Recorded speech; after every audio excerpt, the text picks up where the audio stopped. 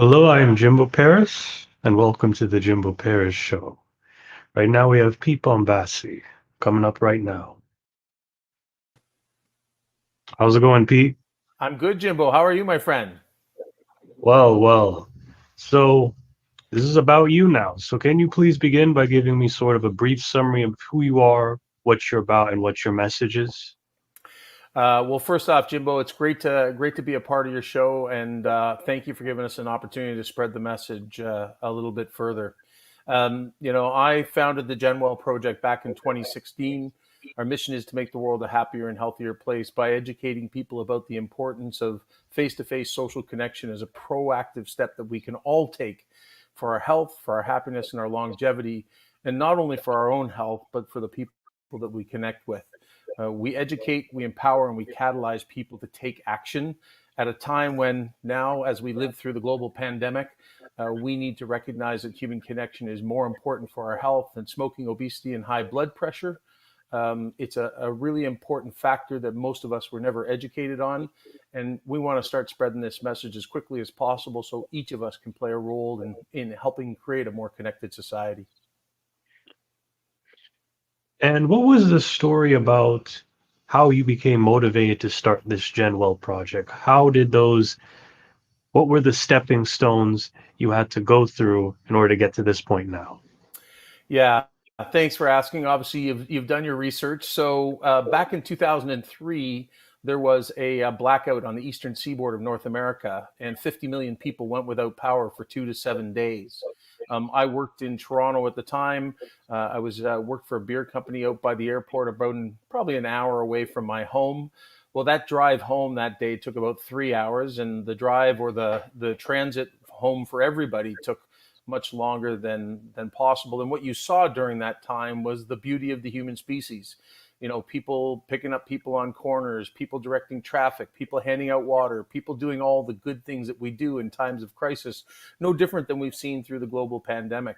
But that evening, after we all got home and checked on our loved ones, I went to a friend's house for a barbecue. And at about 9 o'clock at night, it was, August 13th, 4:10 in the afternoon was the blackout. But later that evening, it was a beautiful night, and I was at a friend's barbecue. Went out on the front porch at 9 o'clock, and the street was packed. And I thought to myself, "Oh, isn't this beautiful that all these people are out here connecting with each other because they know each other?" So being the inquisitive person that I am, I walked out on the street. I spoke to everybody and was like, "Hey, this is awesome! You guys all know each other." And they all looked at me with a big, stunning stare and said, "No, we don't." And that night stuck with me for a long time, Jimbo. It was kind of like, wow, that's amazing. So if we actually turn off all the distractions that we have in our lives, including work, including technology, including all the things that keep us tied up in our lives, people actually do what Maslow told us back in 1943 as a human innate need. We need to connect. We're as a species, we need human interaction. And so I thought to myself, well, if that's what it took, I can't get the power companies to turn off the power a couple times a year, but I can give people an excuse. And that's what the Genwell Project was about. We wanted to educate people, we wanted to empower. And then a couple times a year, we wanted to catalyze people to take action on weekends when we identified when people need human connection most, seasonal transitions. And that if we could actually give you permission and give you an excuse to do it, we believe we can actually get people to take more action and build that happier, more healthy, connected society that makes everybody thrive a little bit more. And we talk about the sort of the importance of human connection. Why do you believe some people refuse to value it? And why do you think there's such a problem with that, especially during COVID times? Yeah, it's a really great question. I can tell you back in 2016 when I launched the movement and the mission and the message, many of the people that I spoke to looked at me, uh, inquisitively, kind of going, "What are you talking about?" But the pandemic has really awoken us all to the importance of human connection. And the reason why I believe most of us don't get it or didn't get it, and still I'd say more than half, certainly the majority of people still don't fully understand how important human connection is for our health, our happiness, and our longevity, is because in Canada, and I know in the US, you've had physical activity programs in schools. So we've been educating people for, in Canada, it's about 50 years. I think there's been a program since the 80s in the US for physical activity. We've all heard about eating well, a balanced meal, fruit and vegetables. So those are things that we now take for granted, but it took years of reminding us in schools and on ad campaigns and different things to get us to take this stuff seriously. Well, most of the research on social connection has only come out at the end of the 90s, in the early 2000s, when people like Julianne Holt-Lunstad out of BYU, claimed that, social isolation, extended social isolation can have the same equivalent negative health effects as smoking 15 cigarettes a day. But that's only in the last 20 years. And a lot of the research, even during the pandemic, a new study out of Harvard and Massachusetts General Hospital has now identified that social connection is the single greatest action we can all take to avoid depression. This information and the studies are just starting to really build upon each other. So it's not a surprise that not only do we as the general population know about the importance of social connection, but I would argue that there's people in the medical community, there's people in the psychology community that are coaching other people that may not be fully aware. So now is the time to start introducing this message in schools, in businesses, and in community groups in order to help people better understand this so that we can all take a step to build greater healthy connection habits for ourselves, but maybe even more importantly, to be more conscious and think about the people around us who would benefit as well. And how do you think the social situations differ between schools, businesses, and communities? Well, the impact of social isolation will be different depending on the age group that people have, but the information on what we need to do, how we might do it, are pretty consistent. At the end of the day, hey, we want to help you build a bridge and create a connection. We want to give you the confidence to go first. We want to have the confidence to break down barriers and say to somebody, we just did a national survey up in Canada. And I think one of the greatest insights for me was the fact that a person who speaks to strangers at least once a week is 3 times as likely to be happy. Well, what have we been told our whole lives, Jimbo? We've been told not to talk to strangers. And now we also know that 90% of the time when we talk to strangers, it ends up in a positive experience for both you and for the stranger. So all the research would suggest to us that we should be talking to strangers.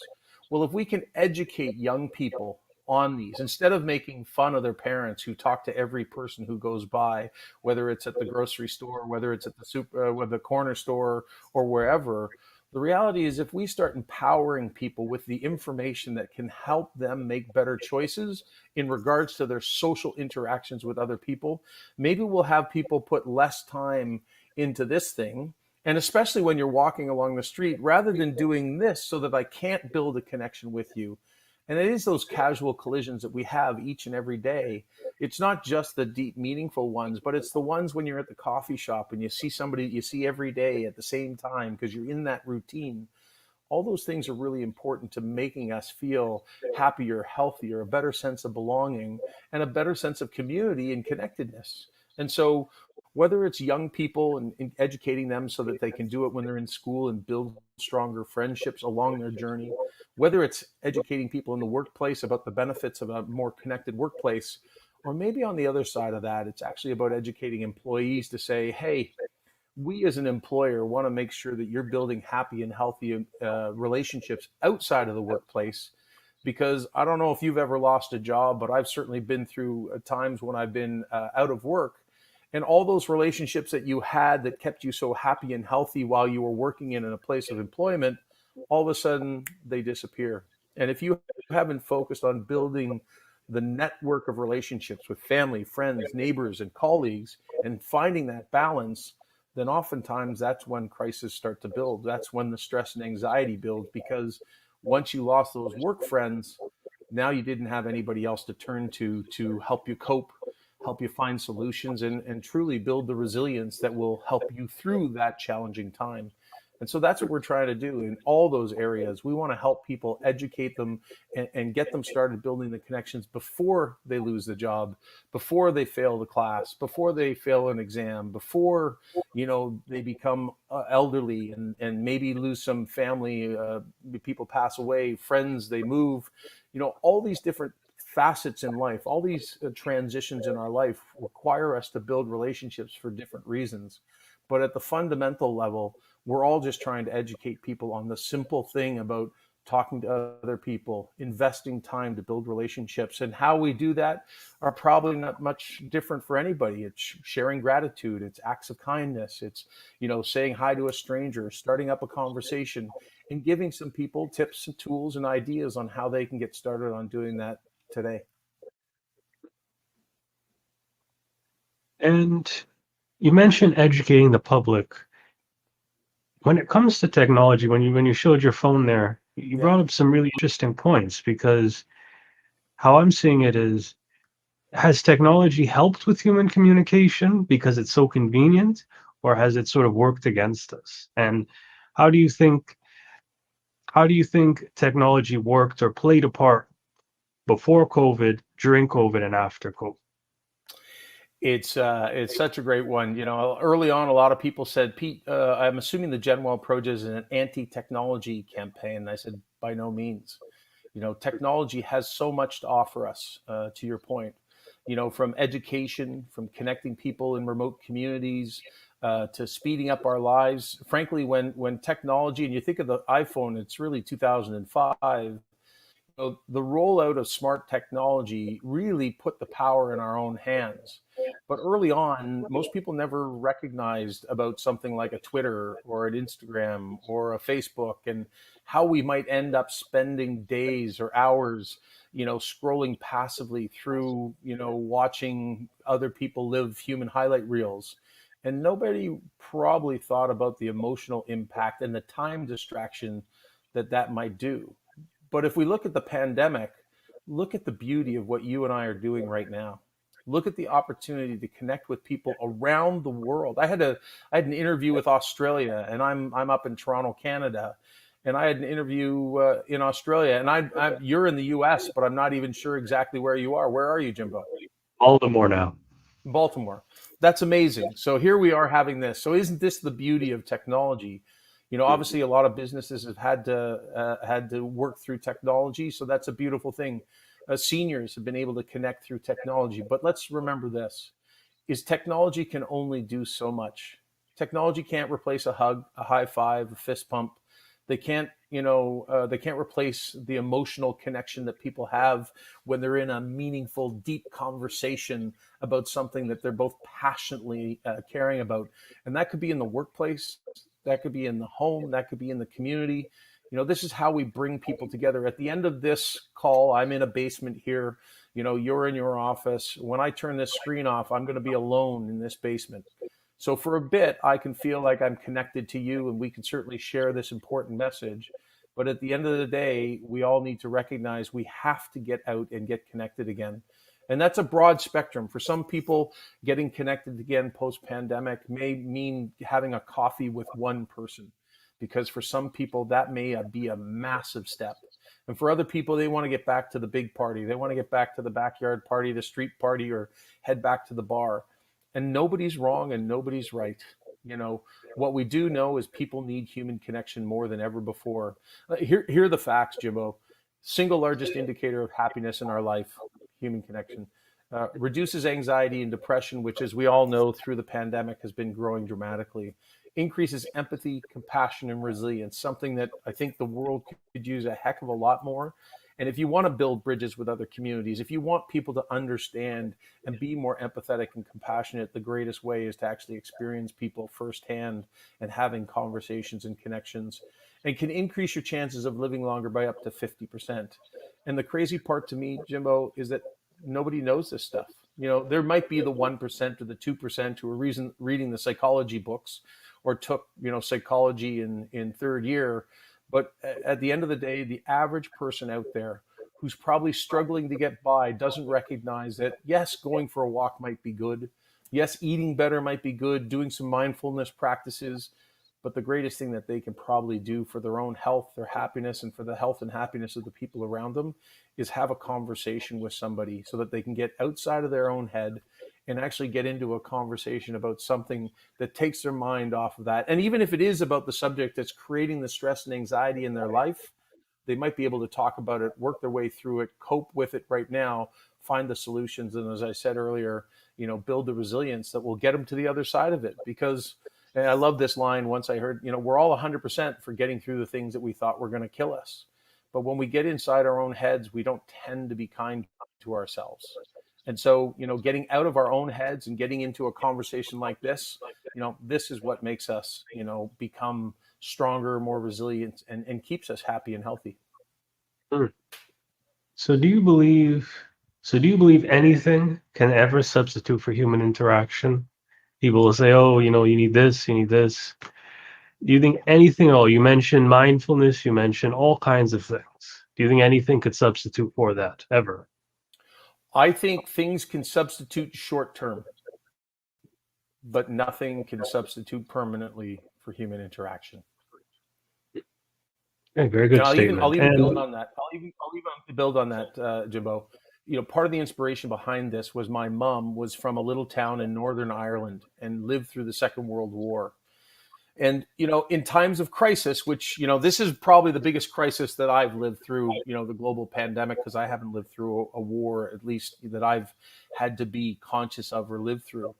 And what my mom used to always tell me was that during the war, unfortunately, their town was on the route back home from London when they'd be dropping extra bombs so they can get back to Germany.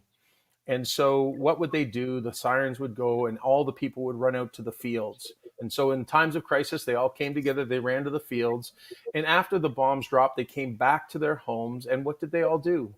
They gathered as a community. They hugged it out. They said, "Hey, I got you. I'm here. You're okay. We're okay. We made it through another time."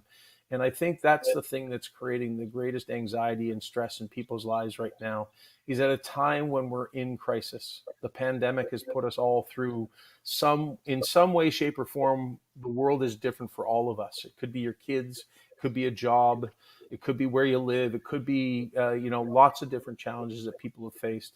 And at a time when we need human connection more, when we need that hug, when we need that support, when we need that belief that people are around us to help us through these greatest challenges of our lives, guess what we can't do?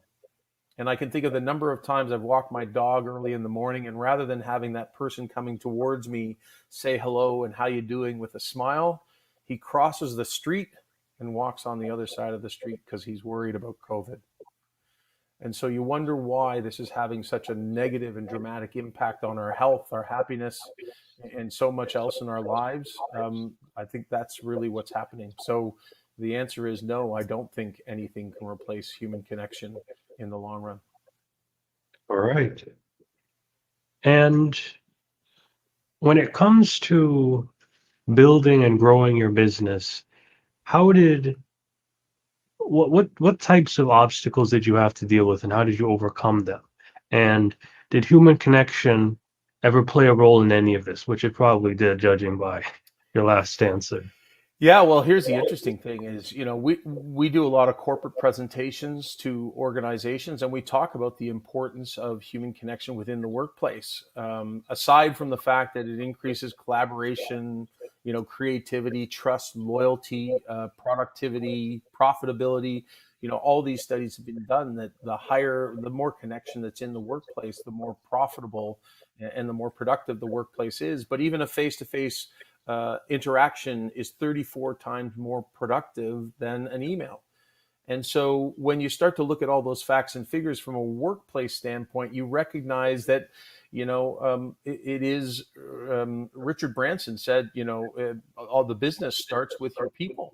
And he's been a big champion of people in his organization. And I think we all need to wake up. We've talked about our businesses and that our employees are our greatest resource, but I'm not sure we really believed it. I'm not sure we really acted upon it. So, the challenges that I've had through the course of my 5 years, and I will tell you, and I sit on a couple global working groups with all the major campaigns around the world, the campaign to end loneliness in the UK, the coalition to end isolation and loneliness in the US, as well as ending loneliness together in Australia.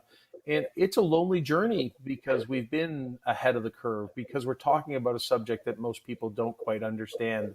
So, my 5 year journey in trying to convince people that this issue is an important one has really only changed in probably the last 12 months, maybe, yeah, like 12 months, even halfway through the pandemic. People were just starting to wake up to just how much, because initially it was the seniors, and then it was young people when we were going back to school. Now it's business owners. Now it's, the economy and the fact that it's going to impact all of us. And so, everybody's going to be impacted by the fact that we're disconnected from one another.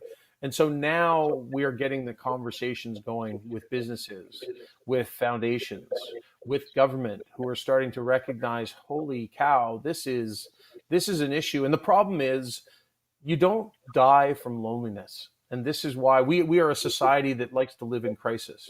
If there's people that don't have food, raising money for that issue is really simple. We say, look, there's 20 people right there who don't have food. Will everybody chip in a couple bucks and help those people out?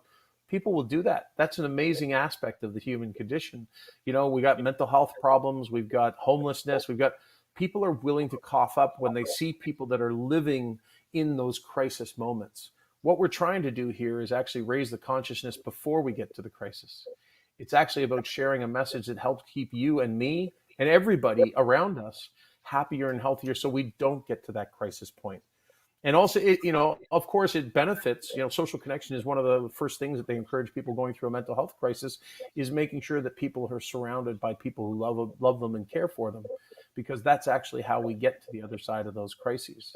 So, the challenge that I would say that I've had in my business is that for the first 4 years of the business, people didn't understand what I said, and experts had said, you will be successful, but it will take time.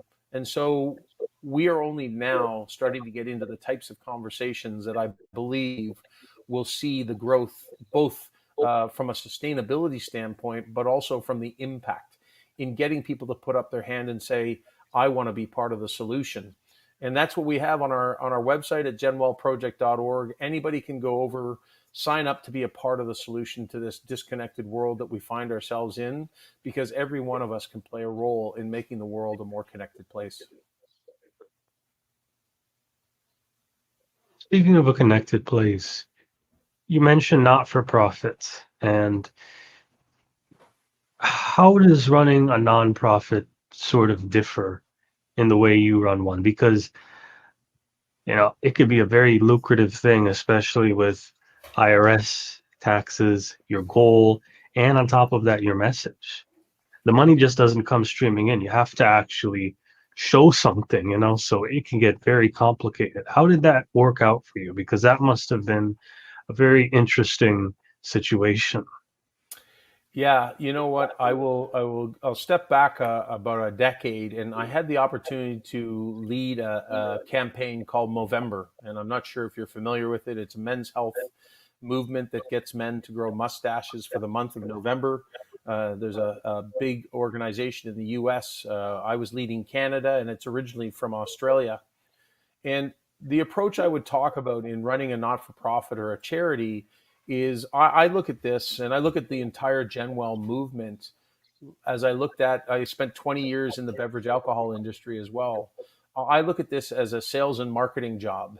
My job is to build a brand that helps people understand the message that we're trying to put out there. That is what will get people to change their habits. I don't think of this as a charity. I don't think of this as a traditional fundraising movement where I want to send out a monthly newsletter to you and say, "Hey, Jimbo, read my newsletter, make a donation." I want you to believe. I want you to find out about what we're trying to do, and I want you to buy in, and I want you to say, "How can I help?" Instead of having to be, kind of railroaded into making a donation. And so I think that's the difference. Is I want to be a compelling movement that is a not-for-profit, but who wants to take the approach from a business standpoint, from a sales and marketing standpoint, to build an incredible brand that people want to be associated with, who are willing to put their hand up and say, I will be part of the solution, and will proudly wear our gear, proudly fly our flag, proudly share our messages, because that's the type of community that big and successful brands build, is one where they have a lot of followers who believe in what they're doing. And how did you get your followers to believe in what you were doing? And why do you value that? Yeah, great question. Here's how, and actually, I'll even say that there's been a shift recently, and there's been a shift in me as a human being. Um, when I started this movement 5 years ago, Jimbo, I thought I started this movement to help others. And what I've recognized over the course of 5 years is part of the reason that I'm doing this is because I've been lonely many times in my life. And the interesting thing is, I've certainly gone to doctors for lots of different reasons, but at no point has anybody ever addressed that with me. And frankly, it's just not, it just wasn't part of the vocabulary that people use talking about loneliness. As I say, this is really, the last 20 years. And as I touched on, I don't even think all the medical community are fully up to the speed on just the negative impact that social isolation can have on people. So, how did I do it? I did it by sharing authentic stories of people who either A, believe in the movement, B, hosted what we call our Genwell Project, a Genwell Project on a Genwell weekend, where they brought people together and then they talked about, what did people say? How did it make you feel? And we've done, surveys after our Genwell weekends when we're trying to catalyze, people around the world to get connected on a particular weekend, one in the spring and one in the fall. And the response we get is, almost unanimous that everybody had a great time doing it as the host. Number two, they heard nothing but positive stories. A lot of things like, hey, how come it took so long? Or can we do it again soon? Or who's going to do it next?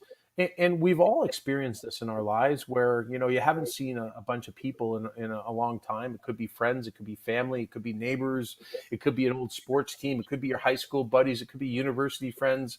The reality is we all want to connect. We have a human innate need to do it.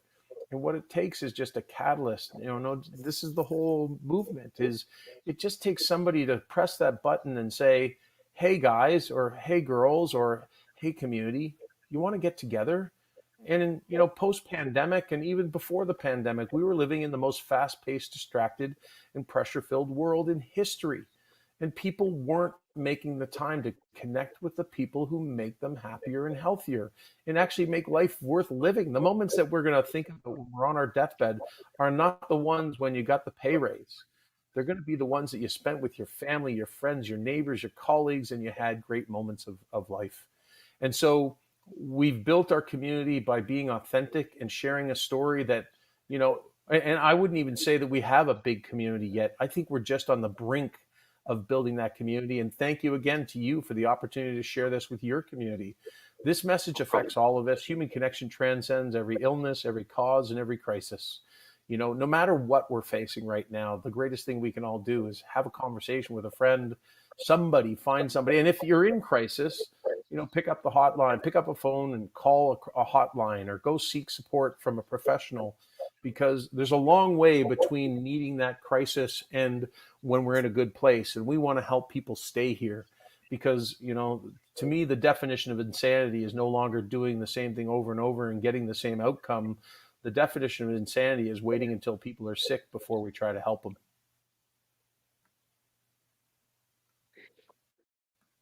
And you mentioned authenticity before. Pete, why do you value authenticity? Because that seemed to have been the small moving point. And the reason I'm asking this as well is because this can also fall into maybe a lot of the skills you've learned when interacting with people, because maybe people aren't communicating because they don't have certain qualities that you have. Hmm. So can you sort of elaborate on a lot of that too? Do you know? I think authenticity is going to be the word of the next decade, and it's actually for many people, it's already been a really important world. And when I say that, I mean for brands, businesses, leaders, communities, political leaders.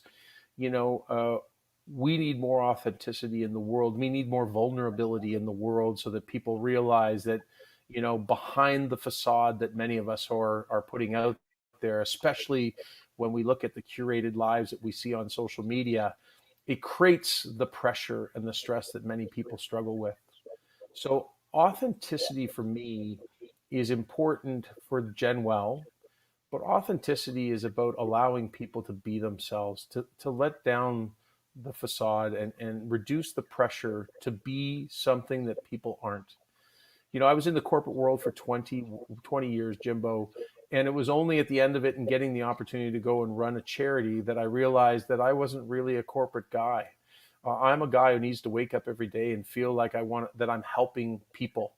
And selling widgets is not my thing. I want to, yes, I need to make a living. We all have, financial needs that we need to cover. But once you recognize who we really are and we give people the opportunity to be that person, I think that authenticity actually creates happier and healthier human beings. And again, I think the Genwell Project and the conversations that we have help people discover who that authentic person is. Because I jokingly say, Jimbo, sometimes that there's a blog I want to write, and it's called The Race. And the race is what I got into from high school. I was told I was supposed to go to university.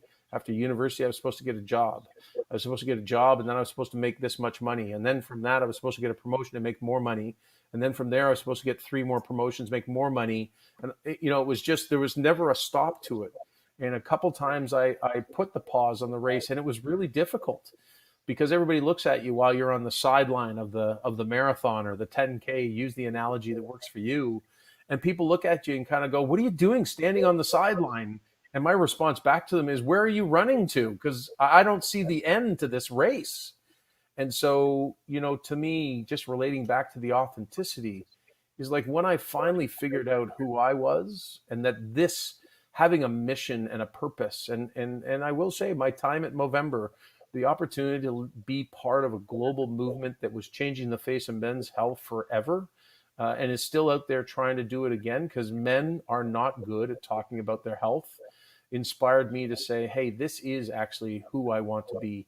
This is what I want to do. I want to change the world, and I want to do it in a way that helps every single individual who's open to having a conversation of how they can make themselves and the people around them a little happier and healthier. And as you did a lot of this, let's sort of get into the Genwell Project. So, what types of services or sort of values do you provide to different groups? Yeah, so at the very when I launched the movement, I believed we just put up a new website a few months ago, and it's only probably 25% of what I intend on having because we're building content behind the scenes right now. It's the first time that we've actually asked for donations after 4.5 years. When I launched this, I believe that this message is too important to put a price tag on. We didn't want to create a program where, hey, if you donate $25, we'll release the secrets to a happier, healthier, and longer life. So when I went into this, there wasn't really much of a business model per se, other than I believe that businesses would be lined up to be part of changing the world for a better place. That when we come together with other people, we eat and we drink. So every consumer packaged goods brand out there where that's an edible, a snack, a drink, a pop, a beer. I thought those people would be lined up to be a part of the solution. What I quickly realized after a couple of years is, most businesses don't have the money to start a movement, but once the movement's built, they'll be happy to jump on board.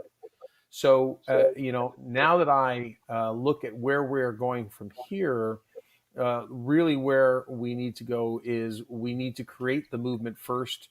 And if you look at the impact that we can have on the health system, we're talking about preventative health here.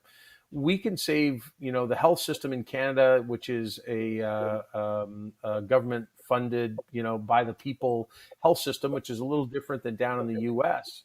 But if I can actually provide information that will help people in the US, prevent their illness, and illnesses that are directly linked to isolation and loneliness are early onset dementia, diabetes, heart disease, suicide, anxiety, depression, obesity. And I'm sure that the numbers in the US would cost billions and billions of dollars to the health system. So if we can actually help some of those people avoid those illnesses, to me, that is money very well spent. So from a business perspective, we want to start by giving value and sharing on our social media channels, Twitter, Instagram, Facebook, and we have a YouTube channel as well, and LinkedIn as well. People can get daily tips, tools, and ideas on how they can build healthier connection habits starting today. That was the main goal of everything that we wanted to do. Now, what's transpired is we have schools asking us to come in and speak. So, speaking to universities and colleges, a few high schools that want to educate their young people on the importance of social connection, and then providing them some tips, tools, and ideas on how they can start implementing it on campus or in their lives. From a business point, we do the same. We go in and we do workshops with businesses where we'll do a 60 to 90-minute workshop. We'll share the research, we'll share the background so that people understand the facts. I'm a big Simon Sinek fan. At the end of the day, if you don't understand why I am telling you that social connection is important, then I can't expect you to change your behavior. So we start by giving people the information and the facts that allow them to make those positive changes. And then we do some workshops and allow them to experience what it's like to connect with other people. Because even in the workshops that we do, within a workplace, we'll connect people in a group setting, and those people will only, this will be the first time that they've ever met before. I just did one with a major pop company, and the funny thing was, people that got connected as a result of that conversation in that workshop had never spoken before, and yet they were in the same company. So again, back to the idea of being a catalyst, that's what we're trying to do everywhere we go. We want to educate you, we want to empower you to take action yourself, and then at least a few times a year, we want to be the catalyst that actually gets you to do it if you're struggling to do it on your own.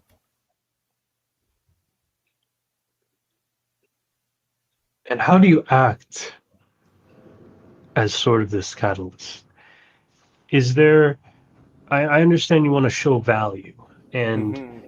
the way you do it, it's not in a very aggressive approach per se, where it's, shoving these, plans in people's faces. So how do you do all that? Jimbo, it's a great question, and it's probably the $1 million question, to be honest with you. You know, uh, when it comes to food insecurity, we've all seen the long lines of people who suffered through COVID-19, and the long lines of people that were seeking food. And that's an easy picture for people to understand. Nobody wants to see lineups of cars in parking lots waiting an hour or 2 hours to go get their food. When we see people struggling on the street, whether it's a mental health or a homeless issue, those are easy things to sell. As I mentioned earlier, the crisis is a tough sell. Um, the challenge with what we're trying to do is nobody dies of homelessness, or sorry, of loneliness. They die of heart disease. They die of a mental health issue or suicide. They die of diabetes or complications from diabetes. The issue, trying to get people to recognize the importance of the issue, is really challenging because the measurement, I'm trying to measure things that I don't want to happen. And that becomes a really big challenge for people to really see the value that we are offering. If I look at, and again, I'm going to give you, I think that in the US, you've had a food guide. I think that's since the 80s. And I think you've had a physical activity guide since early in the 2000s. Those initiatives have been around, and in Canada, the food guide since 1942 and the exercise guide since 1971, and they still exist today. And you might ask yourself, wow, how come we're still educating people on what they need to eat and what they need to exercise? And the reality is it's twofold. Number one, younger people coming up, we need to continue to educate. The younger we can put these ideas and instill the information into people's lives, the more likely they are to embrace them, incorporate them into their lives. And number two is life ain't easy. We're all going to go through ups and downs in our lives. And I'm sure you've had it. I've certainly had it. I've been on a great workout plan where I'm going to the gym every day, 6 days a week. And then I get the flu. It could be as simple as getting the flu, or I lose a job, or I'm in relationship issues. And all of a sudden I'm not in the gym anymore. And it may take me 6 months. It might take me a year to start again. And it might take a message from a campaign like the Genwell Project, whether it's social connection or some type of physical activity program. When we're talking about prevention, this is the long game. This is about educating people each and every day with little snippets, trying to seed the idea into people's minds, because that's how we create behavior change. And we know that it's hard to sustain that behavior change. How many of us eat only healthy food, exercise 30 minutes a day, and have the perfect social connection support network in our lives? Not many, Jimbo.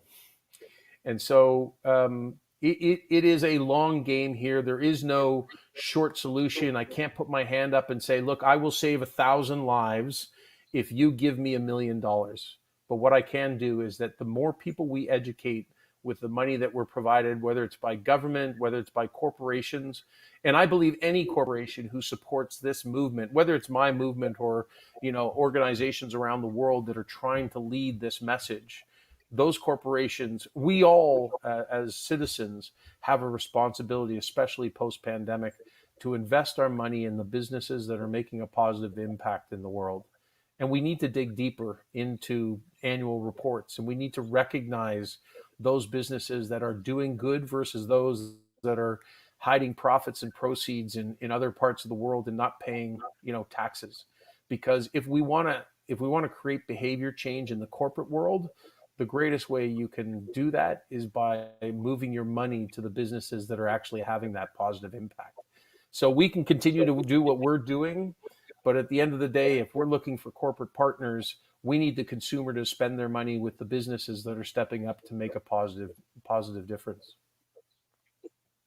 Very good. And two questions. So, what is the long game? And what type of businesses in particular do you think are making a seriously positive impact? Because that's very interesting. So, I'm assuming your radar is actually on a lot of these businesses. So, I'm definitely interested to know where you're directed towards that. Yeah. So here's what I'll say. What's the long game? Well, the long game is to create a world in which people feel more comfortable striking up a conversation, not just with strangers. That'd be ideal. But there's people that have disconnected families. There's workplaces where people don't feel comfortable. We talk about diversity and inclusion. This focus is about inclusion. This is about recognizing the person that's sitting over in the corner that eats lunch by themselves in your workplace every day, alone. This is about people recognizing the people on their street that are elderly, who have a handicap, who might be struggling because of a job loss, a divorce, an illness, the flu. This is about waking us all up and creating a greater consciousness about how important human connection can play an important role in keeping us all happier and healthier, and creating a society in which everybody feels like they have a sense of belonging. So the long game is making people feel more comfortable to connect, understand why connection is important, and then getting them to do it. Because if we can actually inspire that in Canada, in the US, and around the world, then I actually believe we can overcome some of the challenges that we face as a society today. And then when you talk about the businesses, who are the businesses that, to me are the perfect fit for what we're doing? First and foremost, I think of insurance companies. They're about prevention. They can, if they spend $1 with me and I can save them a few $1 million in claims because people aren't getting sick because they've built the healthy connection habits and relationships that support them. Well, to me, that's money well spent from an insurance company. When I think of telcos, when I was in the beer business, we launched a campaign that was about drinking responsibly, which I'm sure you've seen, and almost all the alcohol brands now have it. Well, when we launched that, people thought we were crazy because they thought that we were actually telling people not to drink our product. Well, no, we were just saying drink it responsibly. And I think tech companies, telcos, have a responsibility to step up right now. If we know the negative consequences of time spent on technology in the wrong way, so this is about getting clarity for people, then I think there's an opportunity for a telco company to stand up right now and say, hey, we want to be part of this movement, because we even want to say to our own clients, to our own customers, hey, we want you to spend lots of time on technology, our technology. I want you to buy my phone, use my services. I want everything. But at the end of the day, I also want you to recognize, to our conversation earlier, that technology can't replace human interaction. And an unhealthy society is no good for anybody's business. So there's a real opportunity there. And then, as I've referred to a couple times, every packaged goods company, whether you're selling food or snacks, whether you're selling drinks, beer, wine, at the end of the day, when we come together for those amazing moments in our lives, the first thing, if you and I were sitting here in person right now, Jimbo, the first thing I would have said to you when we sat down is, "Hey, do you want a coffee? You want a beer? You want a snack? Let's have a conversation here, and let's break bread." And so every company in those categories has an opportunity to be part of the solution, has an opportunity to be part of making the world a happier and healthier place, and connecting their brand to these special moments that are going to make people live happier, healthier, and longer lives. Very good. And we sort of talk a lot about the target business. I want to get into now the target audience too. Mhm. Yeah, this is a challenging one. Oh yeah, go ahead. I'm sorry, Pete, your camera is going in and out. It's like a little bit, Okay, sorry about that. yeah, it's delaying a bit. Yeah, I think it's good now. Okay. Yeah, no, I think it's just the Wi-Fi connection. It's a little bit, I don't know, on your side, it's a little bit sketchy. It's okay. It's Okay. okay. Yep. Uh, so let's see. So I'm asking you, so what is your target audience when it comes to individuals? And we talked a lot about businesses and what that target is, but individual people, who do you think can gain the most from the services that you provide? Yeah, this is a challenging one, and goes against every marketing class that you've ever attended, which says you should pick a segment of the population and you should focus on them. Um, as we saw through the global pandemic early on, seniors were the biggest concern, because a lot of seniors were dying, from COVID. But those who didn't die were suffering because of the isolation and loneliness that they felt. Last September, we started to see young people suffering because they weren't going back to school, or they were being pulled out of school at different times. And that was having a negative impact on their health and their wellness. And we've seen it across the board. As I said, I think we touched on it earlier, whether it was a job loss, whether it was illness, whether it was, just being disconnected from society, everybody has been suffering. And early on, I had a couple of people say to me, Pete, so I guess what you've created is a seniors program. And I said, well, yeah, I guess it's going to help seniors, but here's the problem: is telling seniors that they're lonely and isolated doesn't help seniors. Actually, what we need to do is educate the rest of the population to let them know that our seniors are lonely and isolated, so that you and I might make a little more time in our days, or in our calendars, in our schedules, to go and see those seniors, to go see that elderly neighbor that lives beside you, to go and see your mom and dad or your grandparents, or to go see somebody else's. I have one situation where a friend, because they know about the Genwell Project, called me up and said, "Hey, would you go see my mom because they live out of town?" And I said, I'd be happy to. What does she like? What does she take in her coffee? What kind of muffins does she like?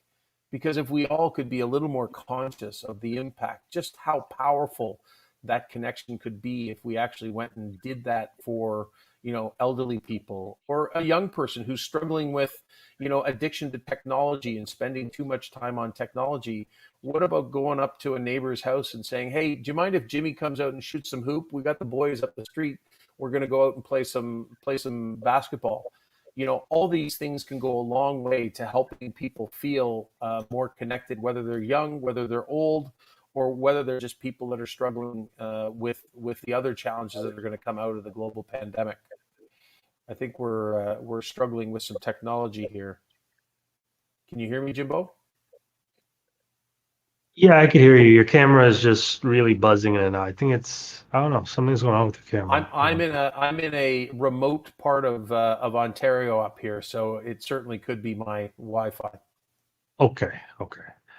Don't worry though. We're finishing up now. We'll edit that. So the what is one piece of advice you would give to yourself if you had to go on and redo this journey again? Um, I'm just telling my wife to turn off all tech to see if we can speed up the internet here. My one piece of advice, and if I was going to give it to myself, is to be honest with you, I would have waited another 2 or 3 years because the first 2 or 3 years were a real challenge, and had me, to be honest, questioning whether the knowledge that I had and the information that I was sharing, was I the only one who saw it? And to be honest with you, I had a conversation with Julianne Holt Lundstadt, that research that I mentioned before, who is, as far as I'm concerned, one of the global leaders in this space. And I sense that she felt the same way, which is, it's been about a decade since she highlighted that the negative consequences are the equivalent of smoking 15 cigarettes a day. But it took 10 years for people to actually understand and do something about it. And so similarly, if I had started this 2 years ago, I wouldn't be in, as difficult a spot, from a sustainability perspective.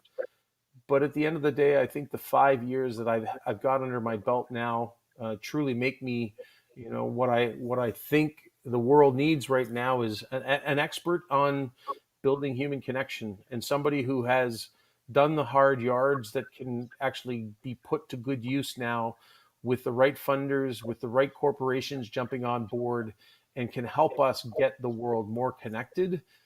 We're not going to change it overnight. We didn't get into this situation in one day, 1 week, one presidency, or one decade. The reality is this is a long game. This is about overcoming some of the things that have been growing in our society for 1 decade, 2 decades, 3 decades. And so, I've done the hard yards for the last 5 years, and now hopefully we'll find the partners who will help us move this message forward and share it with more communities, more leaders, more political leaders, more business leaders, and also our young. Because if we could educate the next generation about this information, people like yourself, and spreading it with your community, then we can start having an impact today and make the world a happier and healthier place for years to come. We talk about the different generations. How do you think the generations themselves differ when it comes to human interaction as a whole? Because I think a lot of the older generations didn't experience the level of technology that we have now. So there's a bit of a difference, even between your perspective and my perspective. 100%. And I'd like to say that age begets wisdom. Um, when I look at I think it's a challenge to be a young person today. When I grew up, Jimbo, when my mom, as most people my age, our parents just said, "Get outside." When they'd had enough of us fighting over the one TV that we could have, the one screen, you'd be told to go outside. And when you went outside, there was always 10 or 15 kids outside to go shoot hoops, to shoot a puck, to hit a tennis ball, or do something. You know, the opportunity to connect with people was everywhere. And don't get me wrong, we spent a lot of time on screens. It was just one screen, and it was a TV screen. It wasn't, an iPad, an iPhone, a computer screen, a TV screen, all the things that get us distracted today. So human connection transcends every generation. The need for it transcends every generation. But the challenges that I faced when I was young to make it happen were far fewer than the challenges that young people face today. And as I touched on earlier, none of us were ever educated on this. Very few of us. If you were lucky, you grew up in a family who really valued human interaction and valued the relationships that we would build, and maybe educated your young on, hey, you see these people here, whether it's your family or your close friends, the people that you call uncle that aren't really your uncle, but they're really close to your family. These are the people you'll count on your whole life. And these are the people you want to step up for. These are the people you want to, give back to, you want to do kind things for, because if you understand that early and you build those relationships, then you will have the resilience that will help you through later life. Because in my generation, the social connection happened a little easier for young people today. Without that education and with the level of distraction that's available to us, and we just listed them off, not only is it the actual tech, the iPad, the phone, it's the number of apps, it's the number of things that are coming out on those items that create the greater level of distraction in our lives, and the pressure, because social media isn't about just time distraction. It's about the emotional impact that it has on us when we watch people live their human highlight reel and curate only the most perfect lives. And we all know that it's not real. We know that much of it is a facade. But unfortunately, when you're young and you don't have the wisdom, you don't have the time on this earth to really decipher between, what's real, what's fake, what's important, what's not important. Unfortunately, it is having a negative impact on a lot of young people, but I will say it's having a lot of impact on people across all demographics. So I just think that young people, without the knowledge that none of us have, and with the greater distraction and the pressure to fit in right now, there's a lot of heat on young people. And if we can be part of helping people get past that facade, helping people build a healthy connection with a new friend on campus, in your neighborhood, with your next door neighbor, or maybe reconnect with some extended family that you haven't seen in a while, because we tell you why it's important, because we give you an excuse to make it happen. And maybe we give you some suggestions on how you might get it started, even if that relationship is strained, that combination will only lead to better relationships for people. And at the very outset of it, as we touched on at the start, part of this is educating all of us who need it, but there's also the opportunity for everybody else who's in a good place to look around them and say, who would benefit if I reached out and had a conversation with them? So we all are in this together. And if we all step up and do a little bit extra, we launched a campaign called Just One More. If every one of us reached out to just one more person today or this week, I truly believe we could change the world in a very quick pace, by getting people more connected, a little more empathetic and compassionate, a little more understanding of the challenges that we all face, and we will make the world a happier and healthier place, one face-to-face conversation at a time. Very good. And why do you believe so strongly that one change can make a difference to the whole big picture of the Genwell Project? Hmm. Well, Jimbo, if I didn't believe that, I wouldn't be sitting here having this conversation with you, because I know that, and I'm forgetting the quote and I'm forgetting the person who said it, but frankly, if it wasn't for one small group of people, making positive change in the world, and trying to make positive change in the world, nothing positive would have ever changed. And so, the reality is, it isn't easy to be at the forefront of something that's critically important.